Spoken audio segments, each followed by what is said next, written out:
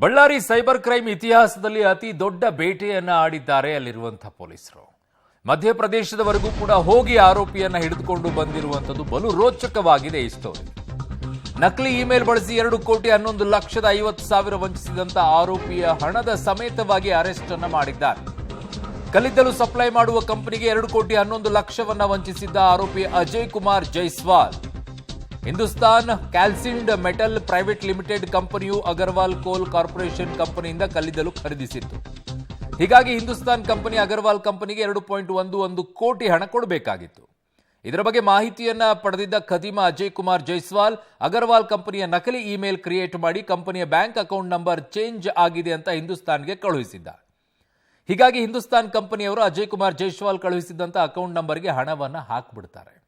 ತನ್ನ ಖಾತೆಗೆ ಬಂದ ಹಣವನ್ನು ಇತರೆ 18 ಖಾತೆಗಳಿಗೆ ಕಳುಹಿಸಿ ಡ್ರಾ ಮಾಡಿರ್ತಾನೆ ಆರೋಪಿ. ಸೆಪ್ಟೆಂಬರ್ 3ರಂದು ಹಣ ವಂಚನೆ ಗೊತ್ತಾಗಿ ಬಳ್ಳಾರಿ ಸೈಬರ್ ಠಾಣೆಗೆ ಹಿಂದೂಸ್ತಾನ್ ಕಂಪನಿಯಿಂದ ದೂರು ದಾಖಲಾಯಿತು. ಕೂಡಲೇ ಬಳ್ಳಾರಿ ಎಸ್ಪಿ ಶೋಭಾರಾಣಿ ಅವರಿಂದ ಪ್ರಕರಣ ಭೇದಿಸೋಕೆ ಡಿಎಸ್ಪಿ ಸಂತೋಷ್ ನೇತೃತ್ವದ ತಂಡವನ್ನು ರಚನೆ ಮಾಡುತ್ತಾರೆ. ಕೆವೈಸಿ ಹಾಗೂ ಹಣ ವರ್ಗಾವಣೆಯಾದ ಖಾತೆಯ ಜಾಡ್ ಹಿಡಿದು ಮಧ್ಯಪ್ರದೇಶದ ಸಿದ್ದಿ ಜಿಲ್ಲೆಯವರೆಗೂ ಕೂಡ ಅಡಗಿದಂತ ಆರೋಪಿಯನ್ನ ಸೆರೆ ಹಿಡಿತಾರೆ. ಆರೋಪಿಯಿಂದ 1,21,00,000 ನಗದು ಹಣವನ್ನ ಪಡ್ಕೊಂಡಿದ್ದಾರೆ. ಈಗ ಅಲ್ಲದೆ ಆರೋಪಿ ಬೇರೆ ಬೇರೆ ಖಾತೆಗೆ ಹಾಕಿದ್ದ 27.97 ಲಕ್ಷ ಹಣವನ್ನು ಫ್ರೀಸ್ ಮಾಡಿದ್ದಾರೆ ಪೊಲೀಸರು. ಒಟ್ಟಾರೆ ಸದ್ಯಕ್ಕೆ 1,49,00,000 ಹಣಕ್ಕೆ ಪಡ್ಕೊಂಡಿದ್ದಾರೆ ಪೊಲೀಸರು. ಹಣವನ್ನು ವಾಪಸ್ ಪಡ್ಕೊಂಡಿದ್ದಾರೆ. ಇನ್ನುಳಿದ 62 ಲಕ್ಷ ಹಣದ ಬಗ್ಗೆ ತನಿಖೆಯನ್ನ ಪೊಲೀಸರು ನಡೆಸ್ತಾ ಇದ್ದಾರೆ. ಈಗ ಮಧ್ಯಪ್ರದೇಶದಲ್ಲಿ ಅಡಗಿದ್ದ ಆರೋಪಿ ಅಜಯ್ ಕುಮಾರ್ ಜೈಸ್ವಾಲ್ ನನ್ನ ಹಣದ ಸಮೇತವಾಗಿ ಹಿಡಿದು ತಂದ ಬಳ್ಳಾರಿ ಪೊಲೀಸರೇ. ಆರೋಪಿ ಅಜಯ್ ಕುಮಾರ್ ಜೈಸ್ವಾಲ್ ಹಿಂದೆ ದೆಹಲಿ ಮೂಲದ ಕುಖ್ಯಾತ ವ್ಯಕ್ತಿಯ ಕೈವಾಡ ಶಂಕೆ ಇದೆ ಅಂತ ಪೊಲೀಸರು ಈಗ ತನಿಖೆಯನ್ನು ಚುರುಕುಗೊಳಿಸಿದ್ದಾರೆ. ಕೇವಲ ಒಬ್ಬನೇ ಮಾಡಿದಾನ ಅಥವಾ ಇಲ್ವಾ? ಸೊ ಈಗ ವಶಕ್ಕೆ ಪಡ್ಕೊಂಡು ಅವನನ್ನು ವಿಚಾರಣೆಗೆ ಒಳಪಡಿಸಿದಾಗ ಎಲ್ಲವೂ ಕೂಡ ಮಾಹಿತಿ ಬರುತ್ತೆ. ಹಲವು ಲಿಂಕ್ಗಳು ಓಪನ್ ಆಗುತ್ತೆ. ಇವನೊಬ್ಬನೇನಾ ಅಥವಾ ಇನ್ನೂ ಯಾರಾದರೂ ಇದ್ದಾರಾ ಅಂತ ಹೇಳಿ.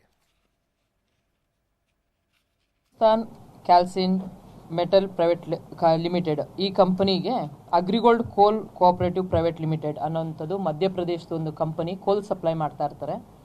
ಕೋಲ್ ಸಪ್ಲೈ ಮಾಡ್ತಿರೋಂಥ ಸಂದರ್ಭದಲ್ಲಿ ಯಾವುದೇ ಒಂದು ಟ್ರಾನ್ಸಾಕ್ಷನ್ ಆನ್ಲೈನ್ ಟ್ರಾನ್ಸಾಕ್ಷನ್ ಇರುತ್ತೆ ಅವ್ರು ಪರ್ಚೇಸ್ ಮಾಡಿದ ಕೋಲ್ಗೆ. ಇದನ್ನು ಮಾಹಿತಿ ಗೊತ್ತಾಗಿರೋ ಅಕ್ಯೂಸ್ಡ್ ಏನು ಮಾಡ್ತಾರೆ, ಅಗ್ರಿಗೋಲ್ಡ್ ಕೋಲ್ ಕೋಆಪರೇಟಿವ್ ಪ್ರೈವೇಟ್ ಲಿಮಿಟೆಡ್ ಕಂಪನಿ ಖಾತೆ ಇಲ್ಲಿ ಬ್ಯಾಂಕ್ ನಂಬರು ಮತ್ತು ಖಾತೆ ಚೇಂಜ್ ಆಗಿದೆ ಅಂತ ಹೇಳ್ಬಿಟ್ಟು ಒಂದು ಮೇಲ್ ಮೂಲಕ ಒಂದು ಮೆಸೇಜ್ ಮಾಡ್ತಾನೆ. ಅವರು ಹೌದೇನೋ ಹೊಸ ಬ್ಯಾಂಕ್ ಖಾತೆ ಓಪನ್ ಆಗಿದೆ ಅಂತ ಹೇಳ್ಬಿಟ್ಟು ಆ ನಂಬರ್ಗೆ, ಆ ಅಕೌಂಟ್ ನಂಬರ್ಗೆ 2,11,50,000 ಅಷ್ಟು ಅಮೌಂಟು ನನ್ನ ಸಹೋದ್ಯೋಗಿ ಈಗ ಅಮರೇಶ್ ನನ್ನ ಸಂಪರ್ಕಕ್ಕೆ ಸಿಗ್ತಾ ಇದ್ದಾರೆ. ಅಮರೇಶ್, ಕರ್ನಾಟಕದ ಪೊಲೀಸರ ವಿಚಾರದಲ್ಲಿ ಒಂದು ಬಹುದೊಡ್ಡದಾಗಿತ್ತು. ಇವರು ಕ್ರೈಮ್ಗಳನ್ನ ಪತ್ತೆ ಹಚ್ಚೋದ್ರಲ್ಲಿ ತುಂಬಾ ಎಕ್ಸ್ಪರ್ಟ್ ಆಗಿದ್ದಾರೆ ನಮ್ಮ ರಾಜ್ಯದ ಪೊಲೀಸರು ಅಂತೇಳಿ. ಬಟ್ ಸೈಬರ್ ಅಲ್ಲಿ ಸ್ವಲ್ಪ ವೀಕ್ ಇದ್ದಾರೆ ಅನ್ನುವಂಥದ್ದು ಅವಾಗ ಟೀಕೆ ಕೇಳಿ ಬರ್ತಾ ಇತ್ತು. ಬಟ್ ಈ ವಿಚಾರದಲ್ಲಿ ಅದರನ್ನು ಕೂಡ ಮೀರಿ ಈಗ ಯಶಸ್ವಿ ಕಾರ್ಯಾಚರಣೆಯನ್ನ ಮಾಡಿದ್ದಾರೆ. ಅಂದ್ರೆ ಸೈಬರ್ ಅಲ್ಲೂ ಕೂಡ ಎಕ್ಸ್ಪರ್ಟ್ ಆಗ್ತಾ ಇದ್ದಾರೆ ನಮ್ಮ ರಾಜ್ಯದ ಪೊಲೀಸರು ಅನ್ನೋದ್ರಲ್ಲಿ ಯಾವ ಅನುಮಾನ ಇಲ್ಲಂಗೆ ಕಾಣಿಸ್ತಾ ಇದೆ. ಏನಿದೆ ಈ ಪ್ರಕರಣದ ಬಗ್ಗೆ ಅಪ್ಡೇಟ್ಸ್?